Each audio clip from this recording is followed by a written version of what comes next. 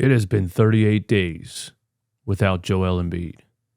DJ Eastwood, leader of the Sixers Sickos, is still watching Sixers games. It is unknown to society how he is surviving in these circumstances. Just when things couldn't get worse, Tyrese Maxey got kicked in the back of the head versus the bum-ass Dallas Mavericks. You would think without Tyrese Maxey or Joel Embiid, DJ Eastwood, leader of the Sickos, would completely stop watching Sixers games. But in an epic turn of events, he's still watching. Will DJ Eastwood survive? Tune in tonight when the Sixers take on the New Orleans Pelicans with nobody on the roster. This is bullshit, and I need help. Yeah, the Sixers are in big trouble, guys. Let's talk about it. But first, this is brought to you by BetUS. BetUS, America's favorite sportsbook and casino. Live betting and racebook. We're celebrating 30 years with a historic offer. A 125% sign-up bonus on your first 3 deposits. Plus 10% gambler's insurance. Get started today. BetUS, where the game begins. That's right. BetUS is giving you a 125% deposit bonus on your first 3 deposits up to $2,500 and 10% gambler's insurance. You can't get a better deal than that. Go there and check their parlays and all of their odds and all of those things. Use the link in the description and code JOIN125.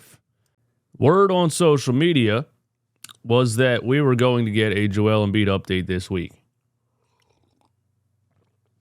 An actual timeline for his possible return. It's Friday. That means these motherfuckers are about to clock out in a couple of hours. We have not had an update. So, there's a Sixers fan base, part of the Sixers fan base that believes Joel Embiid is coming back. Joel said that's the plan. I have no reason to not believe Joel Embiid. Woj said it's going to be up to Joel if he plays or not. If it's up to him, he's playing if he's able to. So there has been a hope that he's coming back. But the hope is slowly dwindling as we get nothing from the organization as far as a timeline or announcement. And as well as I know, even with Tyrese Maxey, this team is done if Joel Embiid doesn't come back.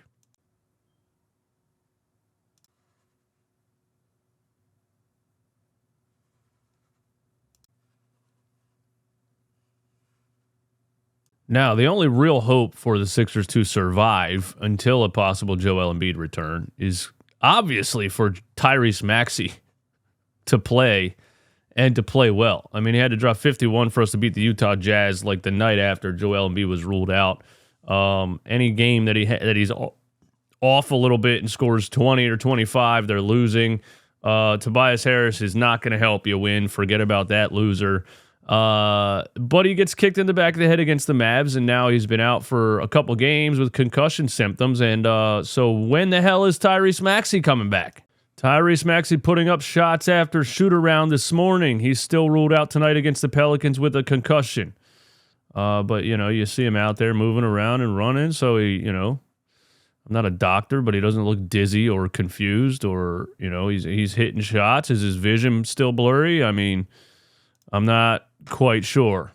And now, DJ Eastwood will do the unthinkable and will look forward to the Sixers' schedule with all the adversity that is happening. All right, here we go. Where are we at here? The 2 L's against Brooklyn and Memphis without Tyrese, of course. New Orleans at 7 o'clock tonight. Watch with us on Playback TV, but only if you're a real sicko.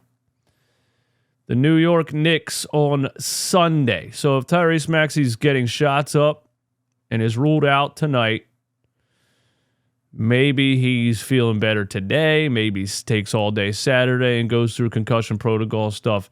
And maybe we get him against the New York Knicks on Sunday. Without him against New Orleans tonight, that is an L. If he doesn't play Sunday against the New York Knicks, that is also a pretty obvious L. Then, maybe he comes back Tuesday against the Knicks. I mean, I showed you guys the schedule plenty of times, but look at the schedule. New Orleans, New York, Milwaukee, Chicago, Charlotte, Miami, Phoenix, Lakers, Clippers, Kings, Clippers, Cavaliers, Raptors, Thunder, Miami, Memphis, San Antonio. Wemby's been cooking. Detroit, Orlando's been cooking. And Brooklyn Sunday, 1 p.m., last game of the regular season. Or last game of March. Yeah, last game of the regular season. Even with Tyrese Maxey, the problem is still rebounding and interior defense, so they're still losing most of these games, even with Tyrese Maxey in here. I got maybe a win at Charlotte, maybe a steal one against Miami. Maybe you get the Lakers and LeBron and AD don't play or something like that. The Cavs are frauds. They beat the Cavs a couple times. Maybe they win that, and then they get San Antonio, maybe Detroit. I got them 5 out of 1, 2, 3, 4, 5, 6, 7, 8, 9, 10, 11, 12, 13, 14, 15, 16, 17, 18, 19, 20. With Tyrese Maxey, I got the Sixers at 6 and 20 the rest of the way.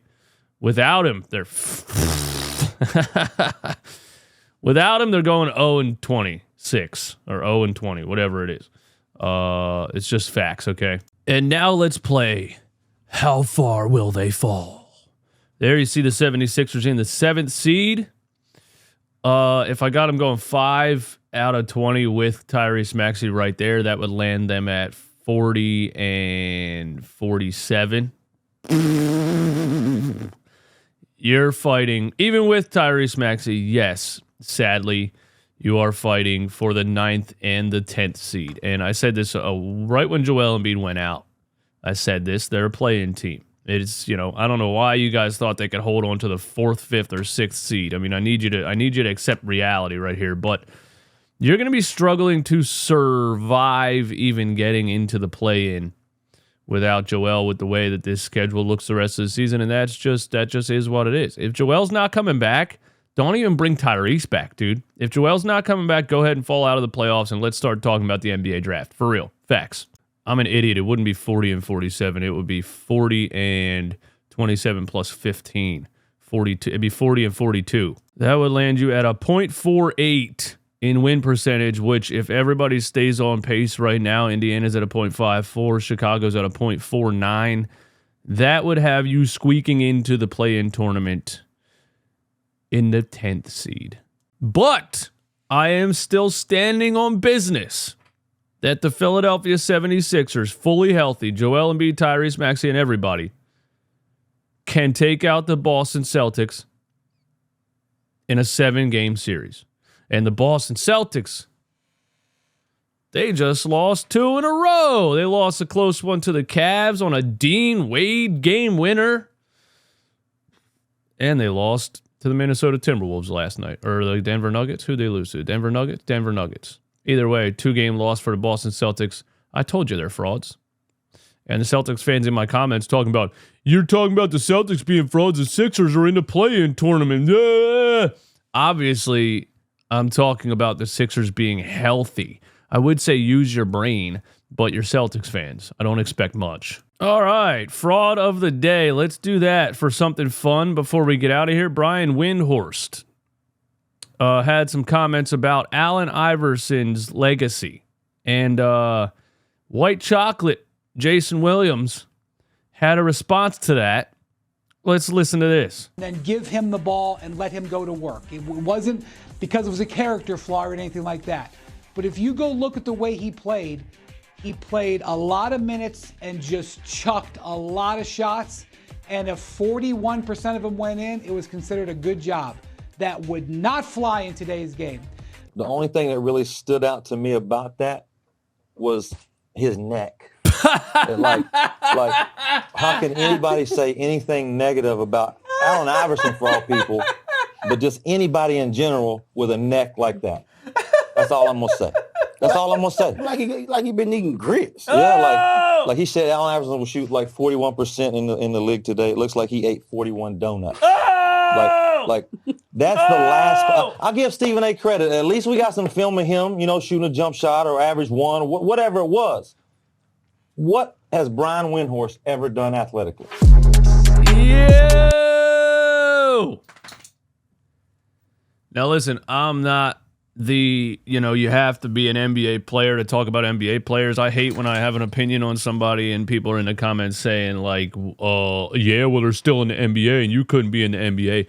But I agree with the argument that there is a lot of people that get to a certain level talking about a sport and athletes who have clearly never even been an athlete on any level at all. And that's when it becomes a problem, because you got these guys that are just looking at numbers and they're not really understanding what's happening within the game or team construction. I mean, they're just looking at numbers because they're dudes that they play chess, you know? There's nothing wrong with having a analytical mind, but you're trying to apply that to a sport full of athletes and you're just not really, it's not really landing. Here's the take on Allen Iverson, okay? Yeah, the percentages were not high. Why not? Because the team was full of bums. Here's what Brian Windhorst is not understanding. Allen Iverson took so many shots and took so many difficult shots because his number 2 was Aaron McKee, was Keith Van Horn, was who? So name him, Eric Snow? That would not fly in today's game, he said. If Allen Iverson didn't do what he did, that team never got to the NBA Finals. Actually, that team was not even a playoff team without Allen Iverson doing what he did. So you know what wouldn't fly today? What wouldn't fly today is the roster construction of the 2001 Philadelphia 76ers, because they would never even be close to a play. So context matters. You know, if back in the day you had a army full of gladiators, right? And they were all a bunch of beta males, and there was one leader that was just a warrior out there in the front, dragging them across the battlefield, and he was taking L's left and right, taking shots, taking spears, taking whatever. And he drugged them across the battlefield. You wouldn't say, yeah, but he got hit with 25 spears. And, you know, that wasn't... No, bro, because that team, without him, was dying before they even stepped foot out there. Take that, Brian Windhorst! Hey, if you're still listening, become a member of the channel. Members only live stream tonight. Not tonight, I'm sorry. Members only live stream on Sunday. We're doing a members only live stream.